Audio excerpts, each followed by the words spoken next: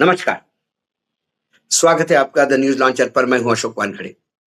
लेकर आया हूँ आपका अपना कार्यक्रम, द एक्स-रे। कल ही स्वतंत्रता दिवस पूरे देश ने मनाया। विश्व में तमाम भारतीय जहाँ रहते हैं, उन्होंने बड़े ज़ोरों-शोरों से ये दिन मनाया। प्रधानमंत्री ने भी लाल किले के प्राचीर से 13वीं बार एक झूठ का पुलिंदा जनता के सामने रखा। लेकिन इस दिन 2 ऐसी भी खबरें हैं जो वाक़ई शर्मसार हैं। 80 साल आज़ाद होने के बाद भी यदि ये हमारे देश में हो रहा है, तो क्या हम मैच्योर्ड हो गए हैं? क्या हम में कुछ प्रगल्भता आई है, मैच्योरिटी आई है? ये दोनों खबरें जब मैंने एक्स-रे से देखी, तो क्या देख पाया हूँ? पहली खबर है, विश्व हिंदू परिषद ने जेएनयू के प्रोफेसर का स्वातंत्र्य दिवस पर प्रोग्राम नहीं होने दिया। राजधानी दिल्ली के लोधी स्टेट स्थित प्रसिद्ध सरदार पटेल विद्यालय में स्वतंत्रता दिवस के अवसर पर आयोजित होने वाले कार्यक्रम में जवाहरलाल नेहरू विश्वविद्यालय की प्रोफेसर और प्रख्यात राजनीतिक वैज्ञानिक जोया हसन का भाषण अंतिम समय रद्द कर दिया गया। सुरक्षा से जुड़ी चिंताओं के कारण यह निर्णय लिया गया, जबकि विश्व हिंदू परिषद के कार्यकर्ताओं का एक समूह शुक्रवार को स्कूल परिसर के बाहर एकत्र होकर विरोध प्रदर्शन करने लगा। प्रोफेसर जोया हसन को सरदार पटेल विद्यालय ने स्वतंत्रता दिवस पर एक छात्रवृत्ति वितरण समारोह के लिए मुख्य अतिथि के रूप में आमंत्रित किया था। उन्हें सुबह 10 बजे राष्ट्रीय ध्वज फहराना था और छात्रों को संबोधित करना था। वीएचपी के विरोध प्रदर्शन और सुरक्षा व्यवस्था को ध्यान में रखते हुए उनका भाषण और कार्यक्रम रद्द करना पड़ा। स्थिति को नियंत्रित करने के लिए मौके पर बुलाई पुलिस बल भी तैनात थी। प्रोफेसर हसन ने अनुपस्थित रहने का कारण स्कूल प्रबंधन निकाय गुजरात एजुकेशन सोसाइटी जीईएस की अध्यक्ष और विद्यालय की पूर्व छात्रा श्वेता कल्याणवाला ने मुख्य अतिथि के रूप में ध्वजारोहण किया और कार्यक्रम को आगे बढ़ाया। विरोध के बीच बाकी का समय स्कूल के सभागृह के अंदर ही आयोजित किया गया।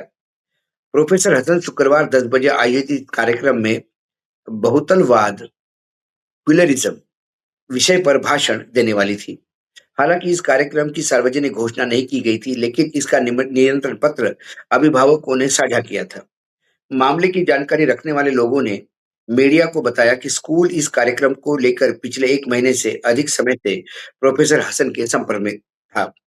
गुरुवार रात तक सभी तैयारियां पूरी की गई थी। तय कार्यक्रम के अनुसार स्कूल के 2 संकाय फैकल्टी मेंबर्स को प्रोफेसर हसन को उनके आवास पर स्कूल लाने के लिए जाना था। उसमें से एक सूत्र ने बताया, लेकिन इसके बजाय स्कूल के सुरक्षाकर्मी उन्हें घर पहुंचे और उन्हें सूचित किया कि उनके तथा स्कूल के लिए सुरक्षा खतरे के चलते कार्यक्रम रद्द कर दिया गया है।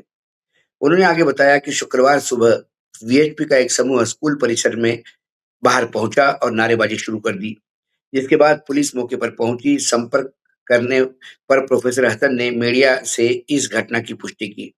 मीडिया ने इस मामले में स्कूल की प्राचार्य अनुराधा जोशी से भी टिप्पणी के लिए संपर्क किया था।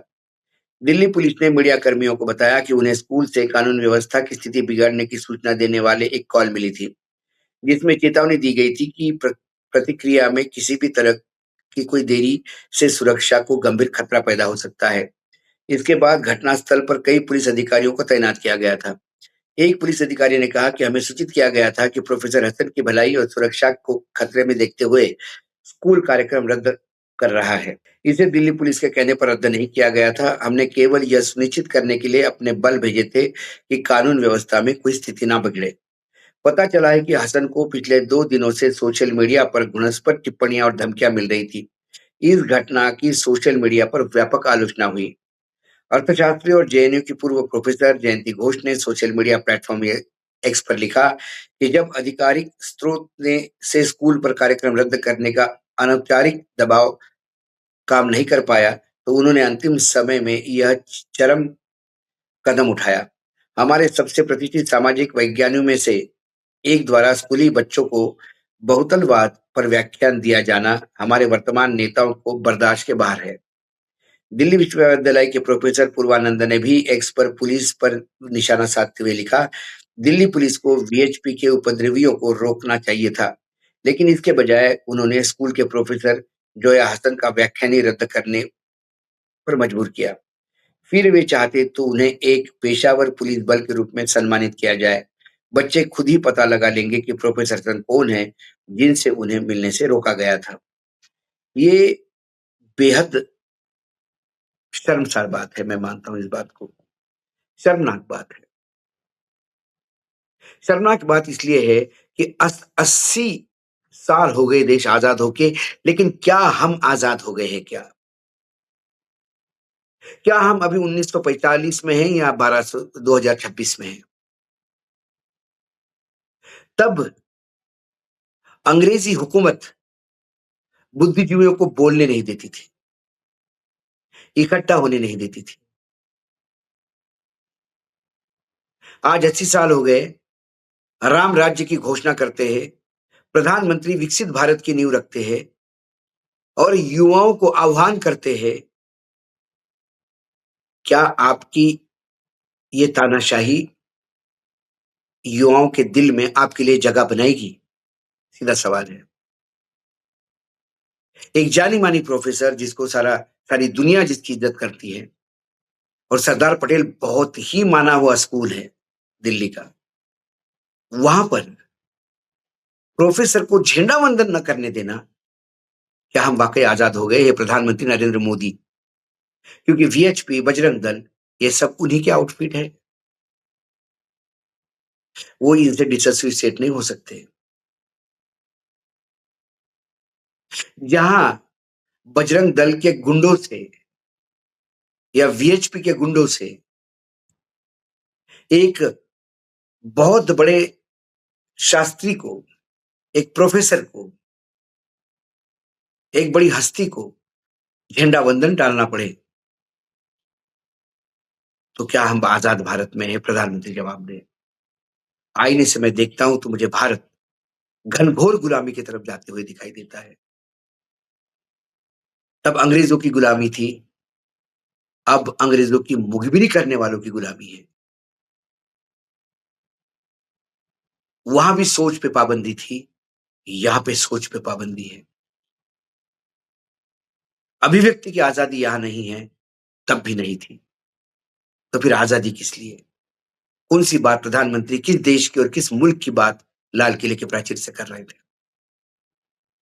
एक तो ये खबर बहुत शर्मनाक और दुर्भाग्यपूर्ण है और दूसरी खबर जो है, वो कॉकरोच जनता पार्टी की है। दूसरी खबर का हेडलाइन था, हम डरेंगे नहीं, कॉकरोच के पेज पर ताला लगाने पर बोली सीजेपी, अभिजीत भी भड़के, वापस मिला अकाउंट। क्या हुआ था? कॉकरोच जनता पार्टी का ऑफिशियल इंस्टाग्राम पेज पर शनिवार को ताला लग गया था। सीजेपी के फाउंडर अभिजीत दीपके ने सोशल मीडिया पर एक पोस्ट में शिकायत की है कि पार्टी का पेज नहीं खुल रहा है। उन्होंने कुछ स्क्रीनशॉट भी साझा किया, हालांकि बाद में पार्टी ने कहा कि उनका पेज वापस मिल गया है। सीजेपी ने आरोप लगाया कि स्वतंत्रता दिवस के दिन उनकी आवाज को दबाने की कोशिश की गई है। पार्टी ने पेज वापस मिलने पर लिखा, सीजेपी का इंस्टाग्राम हैंडल आज सुबह हटा लिया गया था, लेकिन हमने अकाउंट को सफलतापूर्वक रिकवर कर लिया है। कितनी शर्म की बात है कि सीजेपी का विरोध करने वाले ने हमारी आवाज को दबाने की कोशिश की, भारत के स्वतंत्रता दिवस को चुना। हम ऐसे कायरतापूर्ण हरकतों से डरेंगे नहीं। इससे पहले सुबह सोशल मीडिया प्लेटफॉर्म एक्स पर एक पोस्ट में अभिजीत दीपके ने नाराजगी जताई थी। उन्होंने पेज ब्लॉक करने वालों को डरपोक कहा। पोस्ट में उन्होंने लिखा था, पार्टी का इंस्टाग्राम पेज डाउन हो गया है। उन्होंने तस्वीर शेयर की करके लिखा, उन्होंने कॉकरोच जनता पार्टी का ऑफिशियल इंस्टाग्राम हैंडल हटा दिया गया है, कितने बड़े डरपोक है। वह अभिजीत दीपके ने स्वतंत्रता दिवस पर शुभकामनाएं देने के लिए एक खास तस्वीर चुनी थी। उन्होंने नीट पेपर लीक के दौरान दिल्ली जंतर मंतर पर हुए प्रदर्शन के बीच छात्रों पर हुए लाठीचार्ज की एक तस्वीर साझा की थी। इस तस्वीर के साथ उन्होंने लिखा था, स्वतंत्रता दिवस की शुभकामनाएं। इस तस्वीर हमारे लिए एक रिमाइंडर है कि हम अभी भी बहुत लंबा सफर तय करना है। इससे पहले भारत के मुख्य न्यायाधीश सीजेआई सूर्यकांत ने के एक बयान पर अभिजीत दीपके ने विरोध जताने के लिए कॉकरोच जनता पार्टी का सोशल हैंडल पेज बनाया था। एक्स और इंस्टाग्राम पर सीजेपी के बेहद लोकप्रियता मिली थी और लाखों लोगों ने पेज फॉलो करना शुरू कर दिया था। इसके बाद अभिजीत दीपके ने अमेरिका से भारत लौटकर सीजेपी के बैनर के तले नीट पेपर लीक के खिलाफ प्रदर्शन किया था। सीजेपी के आह्वान पर हजारों लोगों ने जंतर मंतर पर धरना दिया। इस आंदोलन के बाद अब अभिजीत दीपके ने देश में शिक्षा से जुड़े अलग अलग मुद्दों को उठाने की बात कही है। इस कड़ी में सीजेपी दीपके के गांव के स्कूल ठीक करो अभियान शुरू करेगी। अभिजीत दीपके ने शुक्रवार को बताया कि पार्टी स्वतंत्रता दिवस पर महाराष्ट्र के हिंगोली जिले के उनके गांव के से स्कूल ठीक करो अभियान की शुरुआत करेगी। इस अभियान का उद्देश्य ग्रामीण सरकारी स्कूलों की बुनियादी ढांचे में सुधार के साथ जवाबदेही तय करना है।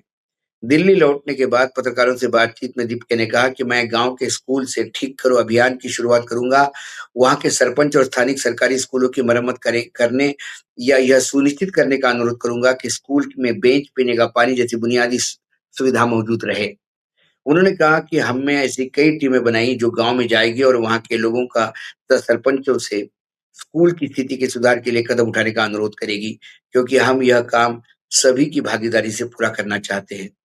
ये तो होगा स्कूल ठीक करो, लेकिन उनका जो इंस्टाग्राम हैंडल, जो अकाउंट है वो रद्द करना, फिर उनको चालू करवाने का प्रयास करना, ये जो छिचोरी हरकतें हैं, ये इसलिए हो रही है कि नेतृत्व ही छिचोरेपन का शौकीन है। और ऐसे करते रहेंगे तो इसका खामियाजा भुगतेगा, नेतृत्व ही भुगतेगा। कम से कम एक्स-रे से तो मुझे यही दिखाई देता है।